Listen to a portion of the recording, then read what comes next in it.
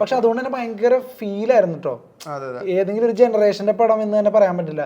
എല്ലാ ജനറേഷനും ഒരു ചേട്ടനൊക്കെ ഇരുന്ന് 19 വയസ്സുണ്ട്, ഒരു ചേട്ടനൊക്കെ ഇരുന്ന് കുടുകുടാച്ചിരിക്കുന്നുണ്ടായിരുന്നു. പുള്ളി എന്തോ ഡ്രിങ്ക്സ് ഒക്കെ മേടിച്ച് അതൊക്കെ ഇട്ടാ വന്നത്, അതൊക്കെ പോകുന്നുണ്ടായിരുന്നു മേത്തൊക്കെ. എന്നിട്ട് പുള്ളി കുടുകുടാച്ചിരിക്കുകയാണ് ഇരുന്ന് അല്ലേ. അങ്ങനെ കുറെ മൊമെന്റ്സ് പൈങ്കിളി തിയേറ്റർ എക്സ്പീരിയൻസിൽ നമ്മൾ കണ്ടു.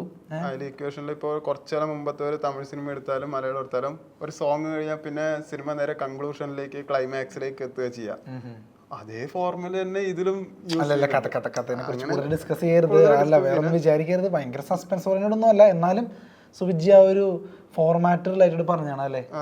Okay okay. അപ്പോൾ പിന്നെ ആരുടെയൊക്കെ പെർഫോമൻസ് ഇഷ്ടപ്പെട്ടത്? അനശ്വര രാജനുണ്ട്. എങ്ങനെ അനശ്വരയുടെ പെർഫോമൻസ് എങ്ങനെ തോന്നി സുഹൃത്തെ?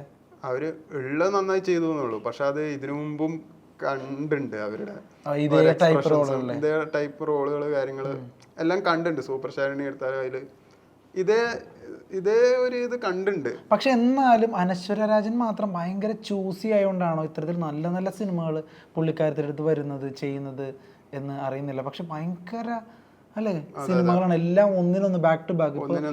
പിന്നെ ഇതിനു മുമ്പ് രേഖാചിത്രമാണ് ഞാൻ കണ്ടത്, അടിപൊളി സിനിമയാണ്.